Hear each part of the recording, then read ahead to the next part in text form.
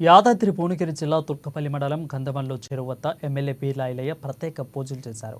Aleru market committee సమావేశంలో మల్లన్న శాఖ నుండి గంధమల్లకు నీటిని విడుదల చేయాలని మంత్రులను పీర్ల ఐలయ్య కోరారు.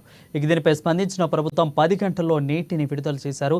దీంతో గంధమల్లు చెరువు నిండి మత్తడి పోస్తూ కింది ఉన్నటువంటి పలు గ్రామాల చెరువులు కాలువలు నిండు జలాశయాలను కూడా సంతరించుకున్నాయి.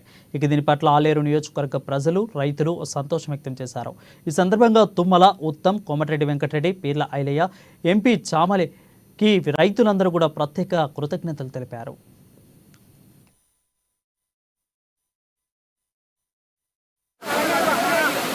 గత 10 సంవత్సరాలుగా టిఆర్ఎస్ పరిపాలనలో గౌరవ మాజీ ముఖ్యమంత్రి గారు చంద్రశేఖరరావు గారు ఇక్కడికి విశ్లేషించి గుట్టకొచ్చినప్పుడల్లా హెలికాప్టర్ వచ్చి ఈ గ్రామంలో 4.8 అని 9.8 అని ఎన్నో సార్ల ప్రగల్భాలకి కనీసం గంధమల్లో తట్టడి మట్టి తీయలేదు.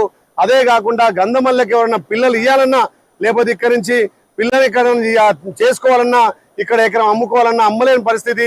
మా ఊరుంటుందా పోతుందా గంధమల్ల ఉన్నట్ట లేనట్ట అని చెప్పి ప్రజలు ఇబ్బంది పడుతున్న తరుణంలో నేను ఒకటే మా గౌరవ ముఖ్యమంత్రి మా ఇరిగేషన్ శాఖ మంత్రులను మా ఇన్ఛార్జ్ మంత్రులను కోరిన ఈ గ్రామం ఎన్నో మా తాతల తండ్రుల నుంచి ఉన్నటువంటి గ్రామానికి ఇబ్బంది కాకుండా అంత పెద్ద ప్రాజెక్ట్ ఇక్కడ అవసరం లేదు.